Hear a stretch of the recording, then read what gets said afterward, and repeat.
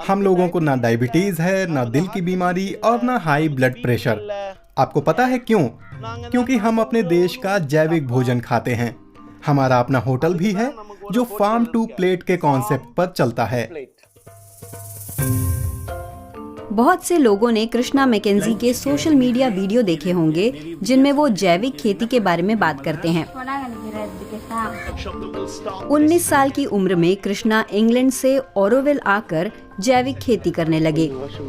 आज 30 साल बाद उन्हें अपना सबसे महत्वपूर्ण सामाजिक लक्ष्य मिल गया है। यहाँ आते समय दिमाग में अलग अलग ख्याल आते थे, लेकिन यहाँ की जिंदगी बड़ी सरल है। खेती करो, पेड़ उगाओ और छोटे छोटे घर बनाओ। 3 एकड़ में फैला उनका ये फूड फॉरेस्ट विविध और टिकाऊ इकोसिस्टम की मिसाल है। हमने यहाँ पर बहुत सारे पेड़ लगाए हैं।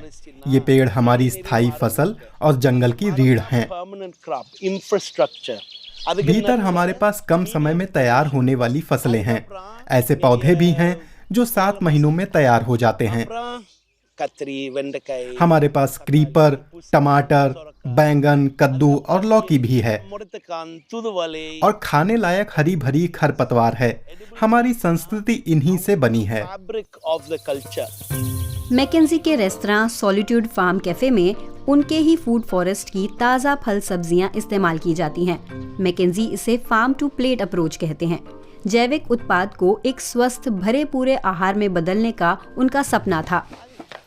फल सब्जियों को तोड़ने, छीलने और काटने के लिए रेस्तरां में 10 लोग हैं।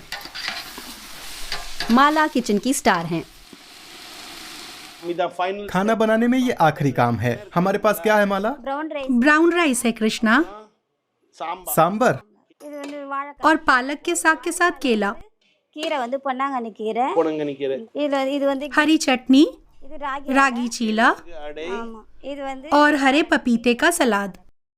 जैविक रूप से स्थानीय स्तर पर उगाए इस भोजन में मैकेंजी पर्यावरण और स्वास्थ्य से जुड़ी समस्याओं के समाधान देखते हैं।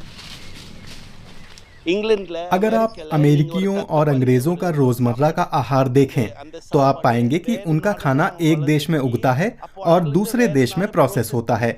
वो भोजन हजारों किलोमीटर का सफर तय करता है।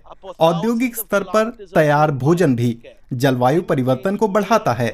स्थानीय रूप से उगाए भोजन से हम न सिर्फ जलवायु पर दबाव कम कर सकते हैं, बल्कि जीवन शैली से जुड़ी बीमारियां भी काबू कर सकते हैं। जलवायु परिवर्तन से निपटने का ये एक सबसे सीधा तरीका है। बहुस्तरीय खेती की मदद से छोटी सी जगह में भी फूड फॉरेस्ट बड़ी अच्छी पैदावार दे सकते हैं। कई बार गांव की कंपनियों और स्कूलों के पास कुछ जमीन होती है। कृष्णा मैकेंजी इन कंपनियों और स्कूलों को सलाह देते हैं। मैकेंजी युवा पीढ़ी तक इसका लाभ पहुंचाना चाहते हैं। अगर तमिलनाडु की सरकार अपने मिड डे मील प्रोग्राम में केले के डंठल, लौकी, तुरई और सहजन की पत्तियों जैसी पारंपरिक साग सब्जियां परोसे तो सेहतमंद, सक्रिय और रचनात्मक पीढ़ी तैयार होगी। ये पहल सामूहिक पहचान की भावना को मजबूती देकर क्रांति ला सकती है। संघर्ष से पैदा होने वाली क्रांति नहीं, दिल से उठने वाली क्रांति।